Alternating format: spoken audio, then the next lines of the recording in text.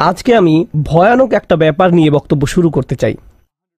আমাদের ধর্ম হলো সত্য ধর্ম, আর সত্য সুখবর যেমন প্রদান করে তেমনি সাবধান বাণীও প্রদান করে। আমাদের সকল নবী রাসূলদের, বিশেষত রাসূলুল্লাহ সাল্লাল্লাহু আলাইহি সাল্লামকে আল্লাহ আযজা ওয়া জাল্লা বর্ণনা করেছেন মুবাশশিরান ওয়া নাযীরান, সুসংবাদদাতা ও সতর্ককারী। যদি কেউ শুধু সুসংবাদ প্রদান করেন তাহলে সে সাবধান বাণীর কথা ভুলে যাবে, আর যদি শুধু সতর্ক করতে থাকেন তাহলে সে এতই হতাশ হয়ে পড়ে যে মনে করে ভালো খবর বলতে আসলে কিছু নেই। বুঝতে পারলেন? আমি চেষ্টা করেছি এই ভারসাম্য রক্ষা করার।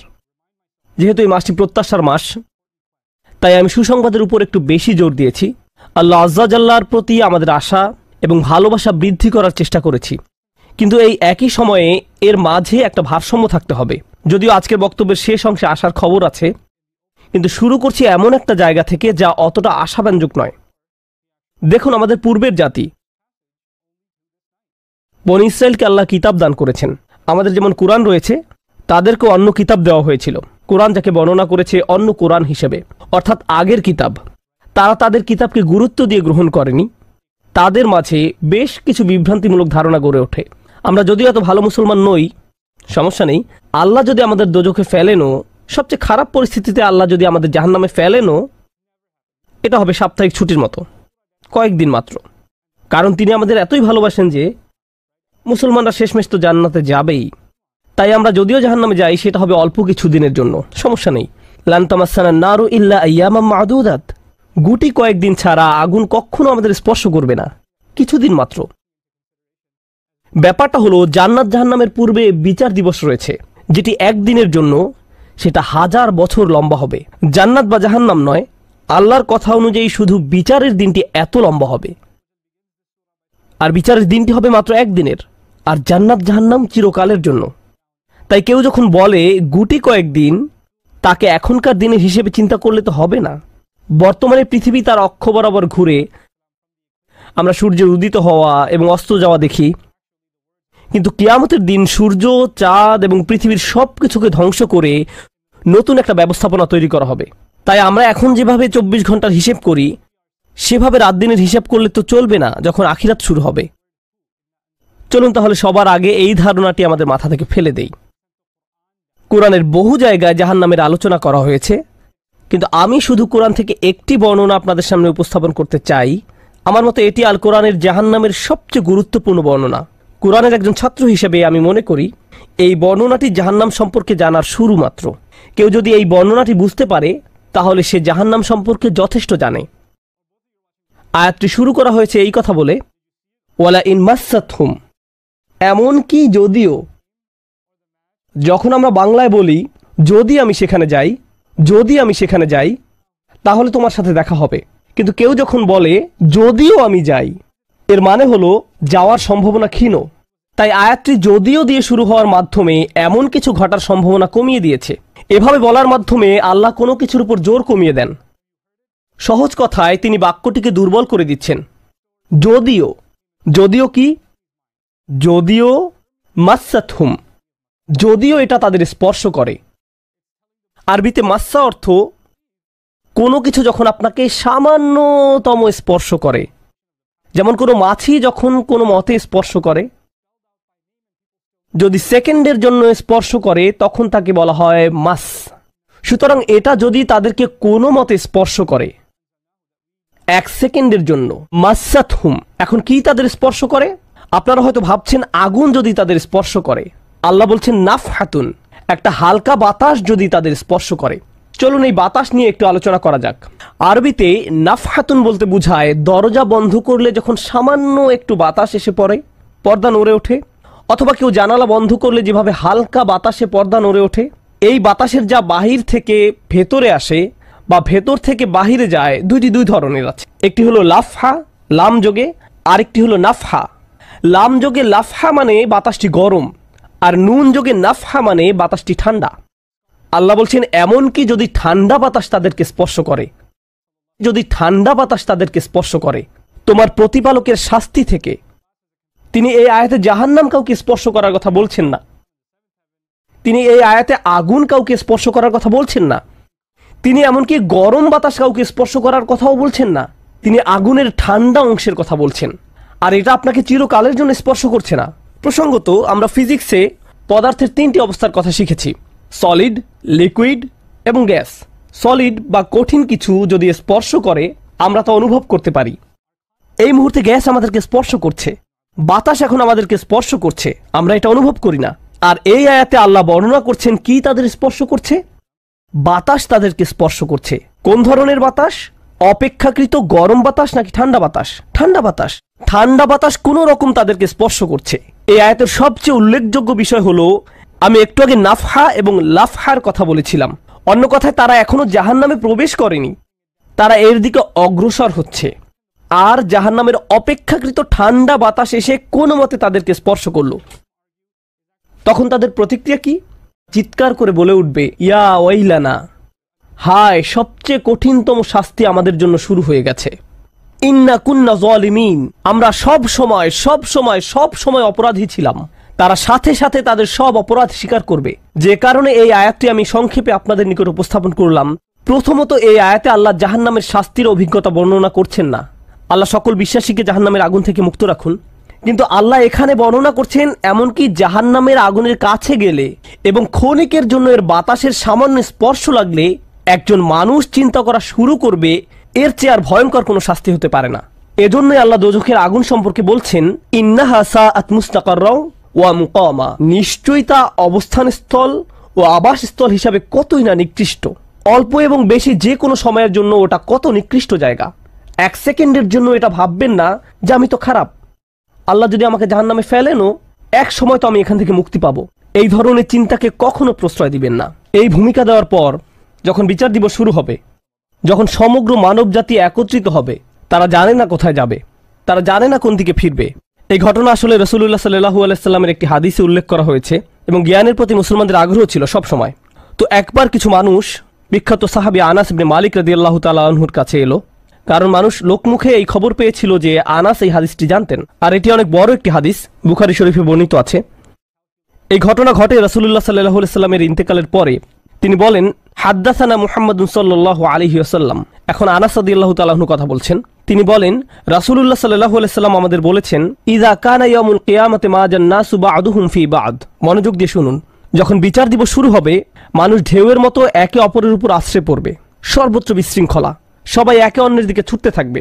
ফায়াতুনা আদম, তারা কোনো একভাবে আদম আলাইহিস সালামের দেখা পাবে। আদম আলাইহিস সালামের দেখা পাবে, তারা তার কাছে ছুটে আসবে। ফায়াকুলুনা ইশফা আলানা ইলা রাব্বিক, সমগ্র মানব জাতি আদম আলাইহিস সালামের কাছে ছুটে আসবে এবং বলবে, আপনি কি দয়া করে আমাদের পক্ষ থেকে আল্লাহর সাথে কথা বলতে পারবেন? আমরা আল্লাহর ভয়ে ভীত। আপনি তো প্রথম মানুষ, আপনি তো সেই ব্যক্তি যাকে আল্লাহ ফেরেশতাদের সিজদা দিয়ে সম্মানিত করেছেন, আপনাকেই তো পছন্দ করা হয়েছে, আমরা সবাই আপনার সন্তান, আপনি আমাদের পিতা, তাই দয়া করে আমাদের জন্য আল্লাহর সাথে কথা বলুন, আমরা খুবই ভীত। এরপর তিনি বলবেন, ফায়াকুলু লাস্তু লাহা, তিনি বলবেন, আমি এর যোগ্য নই, আমি পারবো না। ফায়াকুলু লাস্তু লাহা ওয়ালাকিন আলাইকুম বিইব্রাহিম, তোমরা কেন ইব্রাহিমের সাথে কথা বলছো না? তোমাদের উচিত ইব্রাহিমের সাথে কথা বলা। অতএব মানব জাতি এখন কার খোঁজ করছে? ইব্রাহিম আলাইহিস সালাম। ফাইন্নাহু খলিলুর রহমান, তার কাছে যাও, কারণ তিনি রহমানের খুবই কাছের বন্ধু। ওয়াত্তাখাযাল্লাহু ইব্রাহিমা খলিলা, কোরআনে এসেছে আল্লাহ ইব্রাহিমকে তার বন্ধুরূপে গ্রহণ করেছেন। তাই ইব্রাহিমের কাছে যাও, তিনি তোমাদের সাহায্য করতে পারবেন। তারা ইব্রাহিমের কাছে যাবেন।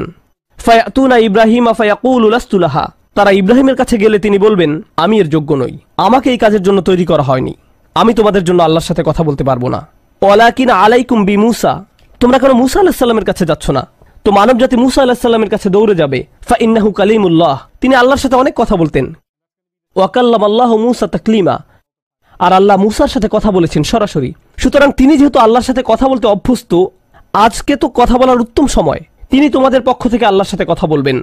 ফায়াতুনা মূসা ফায়াকুলু লাস্তু লাহা, মানব জাতি দৌড়ে মূসা আলাইহিস সালামের কাছে যাবে, তিনি বলবেন, আমি এর যোগ্য না, আমি পারবো না। ওয়ালাকিন আলাইকুম বিঈসা, তোমরা ঈসা আলাইহিস সালামের কাছে কেন যাচ্ছ না? ফাইন্নাহু রূহুল্লাহ ওয়া কালিমাতুহু, তিনি হলেন আল্লাহর দেওয়া রূহ এবং তিনি আল্লাহর কালিমা, আল্লাহর হুকুমে তিনি অলৌকিকভাবে জন্মগ্রহণ করেন। কুন ফায়াকুন, অতএব তিনি যেহেতু সকল রাসূলদের মাঝে বিশেষ মর্যাদার অধিকারী, তার কাছে যাও, তার সাথে কথা বলো। সকল মানুষ দৌড়ে ঈসা আলাইহিস সালামের কাছে যাবে। ফায়াকুলু লাস্তু লাহা, তিনি বলবেন, আমি পারবো না, এই কাজ আমার জন্য নয়, আমাকে এই কাজের জন্য তৈরি করা হয়নি। তারপর তিনি বলবেন, ওয়ালাকিন আলাইকুম বি মুহাম্মাদিন সাল্লাল্লাহু আলাইহি ওয়াসাল্লাম, মানবজাতি তোমাদেরকে মুহাম্মদ সাল্লাল্লাহু আলাইহি সাল্লামের কাছে যেতে হবে। মানুষেরা তখন রাসূলুল্লাহ সাল্লাল্লাহু আলাইহি সাল্লামের কাছে যাবে। এখন রাসূল সাল্লাল্লাহু আলাইহি সাল্লাম আমাদের বলছেন, ফায়াতুনি ফাআকুল, সবাই তখন আমার কাছে আসবে আর আমি তাদেরকে বলবো। এখন রাসূল সাল্লাল্লাহু আলাইহি সাল্লাম আমাদের বলছেন, আনা লাহা, আমার জন্য এই কাজ, আমি এই কাজের যোগ্য। আনা লাহা ফাআস্তাযিনু আলা রব্বি। প্রসঙ্গত আমি আপনাদেরকে আরো বলার পূর্বে বিচার দিনের একটা দৃশ্য হলো, আল্লাহ বলেন, ইয়াউমা ইয়াকুমুর রূহু ওয়াল মালাইকাতু সাফফান লা ইয়াতাকাল্লামুনা ইল্লা মান আযিনা লাহুর রহমান ওয়া ক্বালা সাওয়াবা। যেদিন রূহ ও ফেরেশতাগণ সারিবদ্ধভাবে দাঁড়াবে, এমন এক সময় থাকবে যখন কেউ কথা বলতে পারবে না। এমন এক ধরনের নীরবতা, এমন নীরবতা বিরাজ করবে যার কথা মানবজাতি কোনোদিন শোনেনি। এমন ধরনের নীরবতার অস্তিত্ব কখনো কোনোদিন ছিল না। সেই রকম পিনপতন নীরবতায় আল্লাহ বলেন, লা ইয়াতাকাল্লামুন, কেউ কথা বলতে পারবে না, ইল্লা মান আযিনা লাহুর রহমান, দয়াময় আল্লাহ যাকে অনুমতি দিবেন সে ব্যতীত। আর তিনি হলেন মুহাম্মদুর রাসূলুল্লাহ সাল্লাল্লাহু আলাইহি সাল্লাম। তিনি এমন সময় আল্লাহর কাছে আসবেন যখন সৃষ্টির কারো একটি শব্দ করার অনুমতি থাকবে না, সৃষ্টির কারো কোনো আওয়াজ শোনা যাবে না। তিনি আল্লাহর সামনে এসে আল্লাহর কাছে কথা বলার অনুমতি চাইবেন। ফায়ুযানু লি, তিনি বলেন আমাকে কথা বলার অনুমতি দেওয়া হবে। ওয়ায়ুলহিমুনি মাহামিদা আহমাদাহু বিহা লা ইয়াহদুরুনিল আন, সেই দিন আল্লাহ আমাকে স্পেশাল একটি দোয়ার মাধ্যমে তার প্রশংসা, তার কৃতজ্ঞতা করা শেখাবেন, যেটি বিচার দিবসে আমাকে দেওয়া হবে, যা এর পূর্বে কাউকে দেওয়া হয়নি, কোনো সৃষ্টিকে দেওয়া হয়নি। এক স্পেশাল ওয়াহি রাসূলুল্লাহ সাল্লাল্লাহু আলাইহি সাল্লামকে দেওয়া হবে বিচার দিবসে, যা কোনো সৃষ্টিকে দেওয়া হয়নি। আর তিনি সেই দিন সে স্পেশাল উপায়ে আল্লাহর প্রশংসা করবেন, লা ইয়াহদুরুনিল আন, আর সেই ওহী এখনো আমার কাছে আসেনি, সেই দোয়া এখনো আমি জানি না। ফা আহমাদাহু বিতিলকাল মাহামিদ, তারপর আমি আল্লাহর দেওয়া সেই স্পেশাল বাক্যগুলোর মাধ্যমে আল্লাহর প্রশংসা করব। ওয়া আখিরু লাহু সাজিদান, আমি সেই বাক্যগুলো উচ্চারণ করার পর আল্লাহর সমীপে সিজদায় অবনত হব। কিয়ামতের দিনের দৃশ্যপটে রাসূলুল্লাহ সাল্লাল্লাহু আলাইহি সাল্লাম এমন জায়গায় থাকবেন, এই অবস্থাকে বলা হয় মাকাম মাহমুদা, একটা স্টেশন, অথবা বলতে পারেন এমন একটা স্টেজ যা প্রশংসিত। আর মানবজাতি সেটা প্রত্যক্ষ করবে, আমরা সবাই এটা দেখতে পাবো। আমরা সবাই তখন নিশ্চুপ থাকব আর তিনি সিজদায় পড়ে যাবেন। তিনি যখন সিজদায় পড়ে যাবেন তখন আল্লাহ আযজা ওয়া জাল্লা তার সাথে কথা বলবেন। এতক্ষণ তিনি আল্লাহর সাথে কথা বলছিলেন, এখন আল্লাহ আযজা ওয়া জাল্লা তার সাথে কথা বলবেন। তিনি কি বলবেন? ইয়া মুহাম্মদ ইরফা রাসাকা, তিনি বলবেন মুহাম্মদ তোমার মাথা উত্তোলন করো।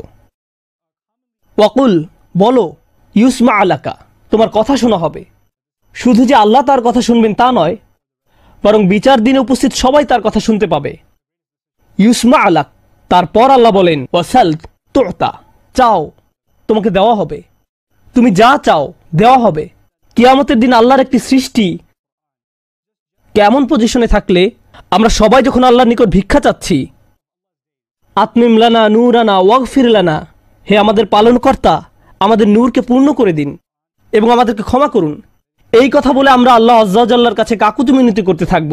আর এখানে আল্লাহ তার এই সৃষ্টিকে বলছেন, তুমি চাও, তুমি যা চাও আমি দিব, সাল তুতা। এই হলো আমাদের রাসূল সাল্লাল্লাহু আলাইহি সাল্লাম। তারপর আল্লাহ বলবেন, ওয়াশফা, তুমি যদি কারো পক্ষ থেকে কথা বলতে চাও, তুমি যদি কারো ব্যাপারে সুপারিশ করতে চাও, যাও সুপারিশ করো। তুশাফা, আমি তোমাকে অন্য মানুষদের পক্ষ হয়ে কথা বলার অধিকার দিলাম। তুশাফা, এই গ্যারান্টি আল্লাহ তার রাসূল সাল্লাল্লাহু আলাইহি সাল্লামকে দিয়েছেন।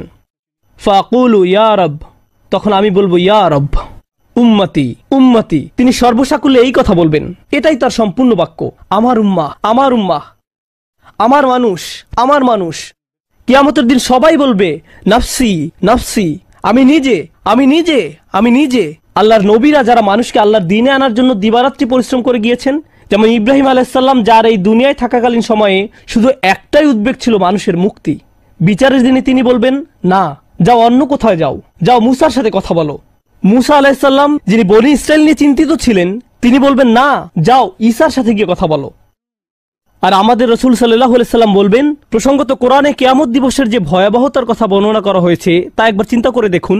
ইয়াউমা তারাউনাহা তাযহালু কুল্লু মুরদিআতিন আম্মা আরদাআত, প্রত্যেক মা যে তার বাচ্চাকে দুধ খাওয়াচ্ছে তার বাচ্চাকে ফেলে দিবে যেন সে কিছুই না। ইয়াফিরুল মারউ মিন আখিহি ওয়া উম্মিহি ওয়া আবিহি, সেদিন মানুষ তার ভাইয়ের কাছ থেকে পালাবে, মায়ের কাছ থেকে পালাবে, বাবার কাছ থেকে পালাবে। ওয়া সাহিবাতিহি ওয়া বানিহি, তার স্ত্রীর কাছ থেকে পালাবে, ছেলেমেয়ের কাছ থেকে পালাবে। আপনাদের কেউ কেউ হয়তো ইতিমধ্যে স্ত্রীর কাছ থেকে পালিয়ে বেড়ান, তাই আপনাদের কাছে হয়তো এটা অতটা ভীতিপ্রদ নয়। এই আয়াত হয়তো আপনার জন্য ভয়ের নয়, কেউ কেউ ভাবছে অবশেষে। যাই হোক, সমস্ত গুরুত্বের সাথে সেই দিন সবাই কাকে নিয়ে উদ্বিগ্ন থাকবে? নিজেকে নিয়ে। প্রকৃতপক্ষে সেদিন প্রত্যেক ব্যক্তি বলবে, ওমান ফিল আরদি জামিআ সুম্মা ইউনজিহ, সবাইকে জাহান্নামে নিয়ে যান এবং বিনিময়ে আমাকে জান্নাতে প্রবেশ করতে দিন। এটাও কোরআনে এসেছে। মানুষ সেদিন এমন মরিয়া হয়ে উঠবে, সেদিন একজন মানুষ আল্লাহর সাথে কথা বলবেন, আর প্রথম যে শব্দগুলো তার মুখ থেকে উচ্চারিত হবে তা হলো উম্মতি উম্মতি। আপনার জন্য আপনার রাসূলের ভালোবাসা এমনই প্রগাঢ় সাল্লাল্লাহু আলাইহি সাল্লাম। আমার উম্মাহ, আমার উম্মাহ। যদি আমরা তাকে ভালোবেসে থাকি, তাহলে যেই উম্মতের জন্য আল্লাহ রাসূলের এত ভালোবাসা, সেই উম্মতের জন্য আমাদের অন্তরে কিভাবে এত ঘৃণার বাস হয়? কিভাবে সম্ভব এটা? কিভাবে আমাদের পরস্পরের প্রতি এত ক্রোধ, বিচার, সমালোচনা, বিভক্তি, বিদ্বেষ, অনুমান, অহংকার? আর এই মানুষগুলো দাবি করে তারা রাসূলুল্লাহ সাল্লাল্লাহু আলাইহি সাল্লামকে ভালোবাসে। এইসব তুচ্ছ বিষয় ভুলে যেতে এই ভালোবাসা কি যথেষ্ট নয়? আমাদের কোন পার্থক্যগুলো এর চেয়ে বড়? তো যখন রাসূলুল্লাহ সাল্লাল্লাহু আলাইহি সাল্লাম বলবেন উম্মতি উম্মতি, আল্লাহ সুবহানাহু ওয়া তাআলা বলবেন ফায়াকুলু ইনতালিক ফাআখরিজ মিনহা মান কানা ফি কলবিহি মিসকালা শাইরাতিন মিন ঈমান। মনোযোগ দিয়ে শুনুন, যাও এখান থেকে বের করে নাও যাদের অন্তরে ঈমান আছে, এমনকি এখানে শারিয়া মানে বার্লি দানা, যা সামান্য একটু লম্বা হয়, যাদের অন্তরে এতটুকু পরিমাণ ঈমানও আছে, যে কোনো ঈমান যদি তাদের অন্তরে থেকে থাকে, তাহলে তাদেরকে বের করে নাও। আপনি এগিয়ে যান এবং বের করে নিন। দৃশ্যপটটি কল্পনা করুন, রাসূলুল্লাহ সাল্লাল্লাহু আলাইহি সাল্লাম মানুষকে রাখছেন, যাও যাও যাও, তিনি তাদেরকে সরিয়ে নিচ্ছেন। কিছু মানুষকে নিয়ে যাওয়ার পর ফেরেশতারা থামিয়ে দিলেন, কারণ কারো কারো ঈমান এর চেয়েও ছোট। সামান্য পরিমাণ ঈমান বলতে আসলে কি বোঝায়? কেউ একজন হারাম কোনো কাজে যুক্ত ছিল, সে ভয়ানক কিছু একটা করছিল, কাজটা করে ফেলার পর তার মনে অনুশোচনা জাগ্রত হলো, তার ভেতর থেকে কিছু একটা বলছে এটা খারাপ কাজ, আমার এটা করা উচিত নয়, আল্লাহ আমাকে এটা সম্পর্কে জিজ্ঞাসা করবেন। তারপর কোনো একভাবে তার এই চিন্তাটাকে সে দমিয়ে দিল, থাক এখন চিন্তা করার দরকার নেই। কিন্তু পরবর্তীতে সে আল্লাহর কাছে দোয়া করে বলল, ইয়া আল্লাহ, আমি জানি না কিভাবে এই কুঅভ্যাস থেকে বাঁচব, আমাকে এর থেকে মুক্তি দিন। আমি চাই না এটা আমার জীবনে আর ঘটুক, কিন্তু তবু আমি এটাতে আটকা পড়ে আছি। অতি ক্ষুদ্র ঈমান তার ভেতর থেকে চিৎকার করছে, অন্য কেউ এটা শুনতে পারছে না, তার অন্তর এটা শুনছে। আর আল্লাহ আজ্জা জাল্লা বলছেন, তারা যদি এতটুকু ঈমানও দেখাতে পারে, আপনি এগিয়ে যান, তাদেরকে বের করে নিয়ে আসুন। আপনি তাদেরকে বের করে নিয়ে আসুন। আর তিনি যখন এভাবে মানুষদেরকে বের করে নিয়ে আসবেন, তখন ফেরেশতারা এক সময় থামিয়ে দিবেন, কারণ অনেক মানুষের অন্তরে এতটুকু ঈমানও নেই, সামান্য অনুতাপটুকু তাদের অন্তরে ছিল না। থামিয়ে দিবেন, ফাআনতালিক ফাফআল, আমি গিয়ে এমনই করব, সুম্মা আউদ, তারপর আমি ফিরে আসব। অর্থাৎ ফেরেশতারা থামিয়ে দিবে, আর অন্য মানুষেরা সেখানে কাঁদতে থাকবে, আমাদের কি হবে, আমাদের কি হবে। তারপর রাসূলুল্লাহ সাল্লাল্লাহু আলাইহি সাল্লাম ফেরত আসবেন, ফাআহমাদাহু বিতিলকাল মাহামিদ, অতঃপর আমি পুনরায় সেসব প্রশংসা বাক্য দ্বারা আল্লাহর প্রশংসা করব। লক্ষ্য করুন, প্রথমবার তিনি প্রার্থনা করার জন্য অনুমতি চেয়েছিলেন, তাই না? দ্বিতীয়বারের বেলায় অনুমতির কোনো উল্লেখ নেই। লক্ষ্য করেছেন, তিনি আসলে সাথে সাথে আল্লাহর প্রশংসা করা শুরু করবেন। আল্লাহ কি তাকে এমনটি করতে বলেছেন? না, এটা হলো নিজ উম্মতের প্রতি তার অপরিসীম ভালোবাসার বহিঃপ্রকাশ। তিনি আবারও আল্লাহর প্রশংসা করা শুরু করবেন, এই আশায় যে আল্লাহ তাকে অটোমেটিক অনুমতি দিবেন। সুম্মা আখিরু লাহু সাজিদান, আর সিজদায় পড়ে যাব। ফায়াকুলু ইয়া মুহাম্মদ, আমাকে বলা হবে, হে মুহাম্মদ, ইরফা রাসাকা, তোমার মাথা উঠাও। কুল ইউসমা লাকা, বলো তোমার কথা শোনা হবে। ওয়াসাল তুতা, চাও তোমাকে আবার দেওয়া হবে। ওয়াশফা তুশাফা, সুপারিশ করো, সুপারিশ গ্রহণ করা হবে। তোমাকে সুযোগ দেওয়া হবে তাদেরকে বের করে নেয়ার, তোমাকে তাদের জন্য সুপারিশ করার সুযোগ দেওয়া হবে। ফাআকুলু ইয়া রব উম্মতি উম্মতি, আমি তখন বলবো, হে আমার রব, আমার উম্মত, আমার উম্মত। তিনি তো ইতোমধ্যে অল্প ঈমানের অধিকারীদেরকে বের করে নিয়েছেন। ফায়াকুলু ইনতালিক, এরপর আল্লাহ বলবেন, এগিয়ে যাও। ফাআখরিজ মিনহা মান কানা ফি কলবিহি মিসকালা যাররাতিন আও খারদালাতিন মিন ঈমান, তোমাকে সুযোগ দেওয়া হবে তাদেরকে বের করে নেয়ার, সুপারিশ গ্রহণ করা হবে। যাদের অন্তরে এক বিন্দু পরিমাণ ঈমান আছে, বালির দানা নয়, বালির দানা তো এতটুকু লম্বা, বরং বিন্দু পরিমাণ। খারদালা মানে সরিষার দানা, অতি ক্ষুদ্র বিন্দুর মতো। আর যখন আল্লাহ বলছেন এর ওজনের মতো, বর্তমানে আমাদের কাছে ডিজিটাল ওজন মাপার যন্ত্র আছে, আগের দিনে পাল্লা ছিল, তাই আপনি যখন এক মুষ্টি চাল এক পাল্লায় রাখতেন, সেটা হয়তো তেমন একটা ঝুঁকতো না। যদি একটু বেশি করে চাল রাখতেন, তখন একটু ঝুঁকতো। এখন ডিজিটাল ওজন মাপার যন্ত্র দিয়ে গ্রাম, কিলোগ্রাম মাপা হয়। এমনকি সামান্য কয়েক দানা রাখলেও যন্ত্রের স্ক্রিনে ভেসে উঠে 0.001 গ্রাম। এখন শুধু একটি চাল রেখে দেখুন, বা একটি সরিষার দানা রেখে দেখুন, স্ক্রিনে কিছু ভেসে উঠে কিনা? কিছুই হয় না, কিছুই হয় না। আর আল্লাহ বলছেন, আমি তোমার সুপারিশের কারণে, রাসূলুল্লাহ সাল্লাল্লাহু আলাইহি সাল্লামের দোয়ার কারণে এমন মানুষদেরকেও মুক্তি দিব যাদের ঈমান এমনকি এই দুনিয়ায়ও মাপা যায় না, এই দুনিয়ায়ও মাপা যায় না। প্রসঙ্গত আপনি যদি একটি দানা খান বুঝতে পারবেন যে কিছু খেয়েছেন? আপনি এমনকি বুঝতেও পারবেন না। এটা হলো এমন ধরনের ঈমান যার আছে এটা সে নিজেও ভালোভাবে বুঝতে পারে না, এমনকি তারা নিজেরাও ঠিকমতো বুঝে উঠতে পারে না যে ঈমান আছে, আর অন্যরা কিভাবে বুঝবে? আর কেউ যদি একটি দানা আহার করে এটা তাদের পুষ্টি সাধনে তেমন কোনো ভূমিকা রাখতে পারে না, এটা শরীরের জন্য যথেষ্ট পরিমাণের খাবার নয়। ঠিক তেমনি যার সরিষার দানা পরিমাণ ঈমান ছিল, সেই ঈমানও একটি ভালো জীবন অতিবাহিত করার জন্য তা যথেষ্ট ছিল না, কিন্তু তাদের অন্তরের কোনো এক জায়গায় একটি ঈমানের বাস ছিল। আল্লাহ বলছেন, তুমি এমন যাদেরকে পাও তাদেরকেও বের করে নিয়ে আসো। ফাখরিজহু ফাআনতালিক, আমি যাব এবং তাই করব। আর এটা বিশাল এক জনগোষ্ঠী যারা আল্লাহর কাছ থেকে দূরে সরেছিল, তাদের ভেতরে একেবারে ক্ষুদ্র কিছু ঈমান ছিল। এরপর তো আর কিছু নেই মনে হচ্ছে, ঘটনা শেষ। কিন্তু রাসূলুল্লাহ সাল্লাল্লাহু আলাইহি সাল্লাম এখানেই থেমে যাননি। ফাআহমাদাহু বিতিলকাল মাহামিদ সুম্মা আখিরু লাহু সাজিদান, তিনি এখানেই থেমে যাননি, তিনি আবারও ফিরে যাবেন এবং আমি সেসব প্রশংসা বাক্য দিয়ে আল্লাহর প্রশংসা করব এবং আবারও সিজদায় পড়ে যাব। ফায়াকুলু ইয়া মুহাম্মদ ইরফা রাসাকা, আমাকে বলা হবে হে মুহাম্মদ মাথা উঠাও। ওয়াকুল ইসমা আলাকা, বলো তোমার কথা শোনা হবে। ওয়াসাল তুতা, চাও দেয়া হবে। আল্লাহ আজ্জা ওয়া জাল্লা সহজেই বলতে পারতেন তুমি তো ইতিমধ্যে চেয়েছো এবং তোমাকে দেয়া হয়েছে, কিন্তু তৃতীয়বারের মতো রাসূলুল্লাহ সাল্লাল্লাহু আলাইহি সাল্লামকে বলা হচ্ছে ওয়াশফা তুশাফা, এগিয়ে যাও, মানুষের জন্য সুপারিশ করো, গ্রহণ করা হবে, তোমাকে তাদের পক্ষে চাওয়ার সুযোগ দেওয়া হবে, আমি তোমাকে এটা দিচ্ছি। ফাআকুলু ইয়া রব উম্মতি উম্মতি, আমার উম্মাত আমার উম্মাত। এখন চলুন এখানে একটু থামি। যদি আপনি এই সুযোগ পেতেন, আল্লাহ যদি আপনাকে বলতেন তুমি যা চাও তাই পাবে, তুমি চাও দেয়া হবে, যা কিছুই তুমি চাও না কেন, আমাদের বিশাল একটা লিস্ট আছে। রাসূলুল্লাহ সাল্লাল্লাহু আলাইহি সাল্লামকে এই সুযোগ কয়বার দেওয়া হয়েছে? কত মিলিয়ন মানুষকে ইতিমধ্যে রক্ষা করা হয়েছে। তৃতীয়বার তো তিনি নিজের জন্য কিছু চাইতে পারতেন। আমরা তো মানুষ, আল্লাহ যদি বলেন চাও আমি দিব, আর এই মানুষটি আল্লাহর সামনে দাঁড়িয়ে আছেন আর তাকে বলা হচ্ছে, কিন্তু তারপরেও তার জিহ্বায় উম্মাহ উম্মতি উম্মতি। তো আল্লাহ বলবেন ফায়াকুলু ইনতালিক, সামনে এগিয়ে যাও। ফাখরিজ মান কানা ফি কলবিহি আদনা আদনা আদনা মিসকাল হাব্বাতিন খরদালিম মিন ঈমান, যাও সামনে এগিয়ে যাও এবং এমন প্রত্যেক ব্যক্তিকে বের করে আনো যার একটি সরিষার অতি ক্ষুদ্র অতি ক্ষুদ্র অংশ পরিমাণ ঈমান আছে। এত ক্ষুদ্র বিন্দু যাকে আপনারা হয়তো মাইক্রোস্কোপিক বলবেন, যদি তাদের এক অ্যাটম বা এক সাব অ্যাটমিক কণার পরিমাণ ঈমান থাকে, এই পৃথিবীতে যা দেখা শোনা বা উপলব্ধি করা সম্ভব নয়, যদি তাদের গভীর অবচেতন মনের কোথাও কণা পরিমাণ ঈমান থাকে, যদি তাদের ততটুকু ঈমান থাকে, এগিয়ে যাও এবং তাদের বের করে নিয়ে আসো। যদি তাদের অন্তরে এতটুকু ঈমান থাকে, তো আল্লাহ রাসূলুল্লাহ সাল্লাল্লাহু আলাইহি সাল্লামকে বলবেন ফাখরিজহু মিনান নার, তাদেরকে আগুন থেকে বের করে আনো। কথাটা মনোযোগ দিয়ে শুনুন, তাদেরকে কোথা থেকে বের করে আনো? আগুন থেকে। অর্থাৎ কিছু মানুষ ইতোমধ্যে জাহান্নামে পতিত হয়ে গেছে। অনেক মানুষ এই হাদিস পড়ে মনে করে আমরা জাহান্নাম থেকে মুক্তি পেয়ে যাব, আগুন আমাদের স্পর্শ করবে না। কিন্তু হাদিস এই কথা বলছে না।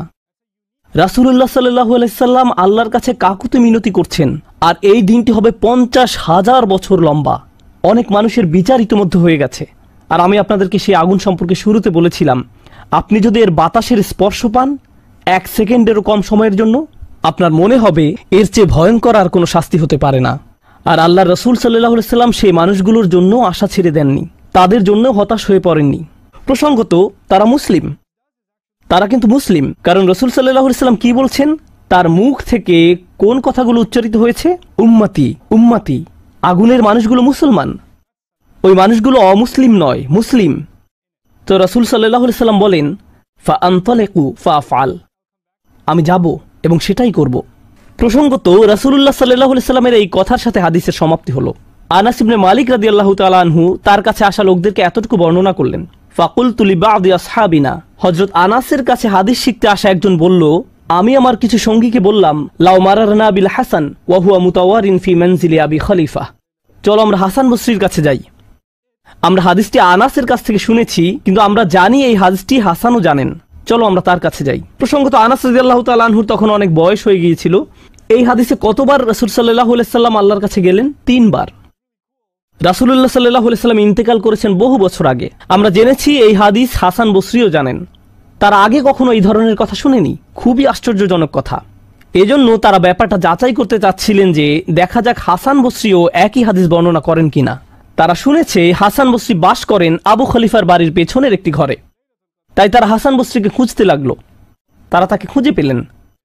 হাদ্দাসানা আনাস ইবনে মালিক ফাআতাইনাহু ফাসাল্লামনা আলাইহি। তো আমরা তার কাছে এলাম এবং তাকে সালাম দিলাম। ফাআযিনা লানা, তিনি আমাদেরকে প্রবেশের অনুমতি দিলেন। ফাকুলনা লাহু ইয়া আবা সাঈদ, আমরা তাকে বললাম, হে সাঈদের পিতা, জিনাকা মিন ইনদি আখিকা আনাস ইবনে মালিক, আমরা আপনারই ভাই আনাস ইবনে মালিকের নিকট হতে আপনার কাছে আসলাম। ফালাম নারা মিসলা মা হাদ্দাসানা ফি শাফাআত, শাফাআত বিষয়ে তিনি যেমন বর্ণনা দিয়েছেন তেমনটা বর্ণনা করতে আমরা আর কাউকে দেখিনি। ফাকালা হি, তিনি বললেন ফাহাদ্দাসনাহু বিল হাদিস, আমার কাছে সেটি বর্ণনা করো, দেখি তোমরা আনাসের কাছ থেকে কি শুনেছো। তো তারা তার নিকট সম্পূর্ণ হাদিসটি বর্ণনা করে শোনালেন। ফাআনতাহা ইলা হাযাল মাওদি', আমরা এই পর্যন্ত অর্থাৎ 3 বার রাসূল সাল্লাল্লাহু আলাইহি সাল্লামের সুপারিশের কথা বলে শেষ করলাম।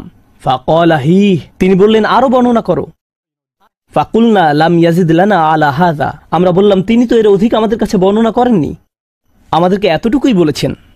এখন হাসান কথা বলছেন, লাকাদ হাদ্দাসানি ওয়া হুয়া জামিউ মুনযু 20 সানাতান, তিনি অর্থাৎ আনাস আমার কাছে এই হাদিস বর্ণনা করেছেন যখন তিনি তখন যুবক ছিলেন, 20 বছর আগে। কত বছর আগে? 20 বছর আগে।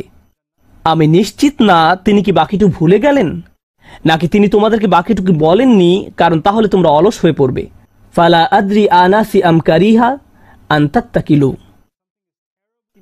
তিনি এরপর বললেন এই হাদিসের চতুর্থ একটি অংশ আছে, আর আমি নিশ্চিত নই তোমাদের বলা উচিত কিনা, কারণ তার এখন বয়স বেশি হয়েছে, তার স্মরণশক্তি ওইভাবে কাজ করছে না। কিন্তু আমার সন্দেহ তিনি তোমাদের বলেননি কারণ তোমরা এতে অলস হয়ে পড়বে। তারা বলল, ইয়া আবা সাঈদ হাদ্দাসানা, আপনি কি আমাদেরকে এটা বলতে পারেন? আমরা আসলেই জানতে চাই। ফাদহিকা, তিনি হাসতে শুরু করলেন। ফাকালা খুলিকাল ইনসানু আজুলা, তিনি কোরআনের একটি আয়াত উল্লেখ করে বললেন, মানুষকে সৃষ্টি করা হয়েছে তাড়াহুড়া প্রবণ করে।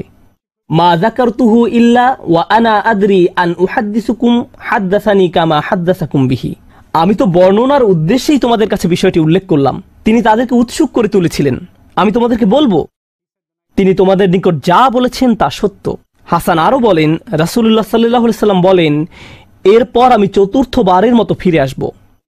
ফা আহমাদাহু বিতিলকাল মাহামিদ, এবং সেসব প্রশংসা বাক্য দিয়ে আল্লাহর প্রশংসা করব, যে বাক্যগুলো আল্লাহ আমাকে দিয়েছেন, যা অন্য কোন সৃষ্টিকে এর পূর্বে দেয়া হয়নি, এবং সিজদায় পড়ে যাব।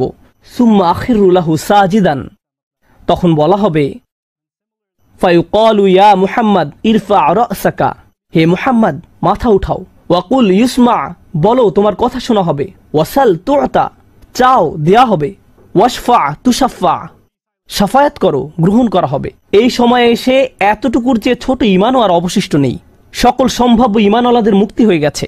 আদনা আদনা আদনা মিসকাল হাব্বা, সবাই মুক্তি পেয়ে গেছে। ফাআকুলু ইয়া রব ইযান লি ফি মান ক্বালা লা ইলাহা ইল্লাল্লাহ। এখন রাসূলুল্লাহ সাল্লাল্লাহু আলাইহি সাল্লাম বলেননি উম্মতি, এইবার তিনি উম্মতি বলেননি, তিনি বলছেন, হে আমার প্রতিপালক, আমাদেরকে তাদের সম্পর্কে শাফায়াত করার অনুমতি দান করুন যারা বলেছে লা ইলাহা ইল্লাল্লাহ। যে এমনকি এই কথা বলেছে, আচ্ছা ঠিক আছে, আমার মনে হয় একজন সৃষ্টিকর্তা আছেন। একটি কলেজ ক্যাম্পাসে হয়তো একদল ছাত্র মুসলিম ছাত্রদের সাথে আলোচনা করছে, তখন একজন বলল, আচ্ছা ঠিক আছে, দার্শনিক দৃষ্টিকোণ থেকে মেনে নিলাম একজন ঈশ্বর রয়েছেন, ঠিক আছে আমি মানলাম যে একজন ঈশ্বর আছেন। আমি বলছি না যে আমি মুসলিম, যদি উপাসনা করতেই হয় তাহলে শুধু এক ঈশ্বরের উপাসনা করতে হবে। তাদের অন্তরে কোনো অনুভূতি নেই, তারা কারো ইবাদত করছে না, তারা শুধু এই উপসংহারে পৌঁছেছে। প্রসঙ্গত এই ধরনের একটা সাদৃশ্য পাওয়া যায় সূরা হুজরাতের একটা আলোচনায়। আল্লাহ বলছেন, ফাকালাতিল আরাবু আমান্না কুল লাম তুমিনু ওয়ালাকিন কুলু আসলামনা, বেদুইনরা বলে আমরা ঈমান এনেছি, বলো তোমরা ঈমান আনোনি, বরং তোমরা বলো আমরা আনুগত্য স্বীকার করেছি। তোমরা শুধু ইসলামের প্রাথমিক ধারণা গ্রহণ করেছো। ধারণা থাকে এখানে, আর ঈমান কোথায় থাকে? যাদের অন্তরে কিছু ঈমান ছিল তাদের ইতোমধ্যে নেওয়া হয়ে গেছে। এখন যাদের মাথায় কিছু ধারণা ছিল যে একজন রব আছেন, তারা কোনোদিন ধর্ম প্র্যাকটিস করেনি, তারা ধর্মীয় কোনো কাজই করেনি, তারা শুধু এই ধারণা মেনে নিয়েছিল যে শুধু একজন প্রভুর উপাসনা করতে হবে। রাসূলুল্লাহ সাল্লাল্লাহু আলাইহি ওয়াসাল্লাম বলছেন, যে কেউ এই সিদ্ধান্তে আসবে যে কেউ বলবে লা ইলাহা ইল্লাল্লাহ, তার জন্য শাফায়াত করার অনুমতি দান করুন। আল্লাহ বলবেন, ফায়াকুলু ওয়া ইজ্জাতি ওয়া জালালি ওয়া কিবরিয়াই ওয়া আযীমাতি। আল্লাহ বলবেন, আমি আমার কর্তৃত্বের শপথ করছি, আমি আমার স্বীয় গৌরবের শপথ করছি, আমি আমার বরত্বের শপথ করছি, আমি আমার মহত্বের শপথ করছি। লা উখরিজান্না মিনহা মান ক্বালা লা ইলাহা ইল্লাল্লাহ। আমি স্বয়ং অবশ্যই তাদের সবাইকে জাহান্নাম থেকে বের করব যারা বলেছে লা ইলাহা ইল্লাল্লাহ, তোমার এই সুপারিশের কারণে। সাল্লাল্লাহু আলাইহি সাল্লাম। জাহান্নাম কতটা ভয়ঙ্কর তার একটা ছোট্ট নমুনা দিয়ে আমি আজকের আলোচনা শুরু করেছিলাম। এখন সব শেষে রাসূলুল্লাহ সাল্লাল্লাহু আলাইহি সাল্লাম আমাদের জন্য এই শাফায়াত করছেন। এই হাদিসটি অন্যতম গুরুত্বপূর্ণ একটি হাদিস। এমনকি 20 বছর পরে আনাস ইবনে মালিক এখন বৃদ্ধ হয়ে গেছেন, মানুষ তখনও তার কাছে শাফায়াত বিষয়ে জানতে এসেছেন। এমনকি আজকের দিনেও এই হাদিসটি অন্যতম শক্তিশালী একটি হাদিস, এবং অন্যতম এই জন্য যে ভুলভাবে ব্যবহার করার একটি বক্তব্য রাসূলুল্লাহ সাল্লাল্লাহু আলাইহি সাল্লামের। কখনোই এর অপব্যবহারের চিন্তাও করবেন না। এটা ফ্রি হয়ে যাওয়ার লাইসেন্স নয়। যদি আমরা মনোযোগের সাথে পড়ি তাহলে আমরা বুঝব যে আল্লাহ এমন মানুষদেরকে জাহান্নাম থেকে বের করে আনার জন্য অনুমতি দেবেন যাদের ঈমান যথেষ্ট ছিল না, যাদের সৎ কাজ যথেষ্ট ছিল না।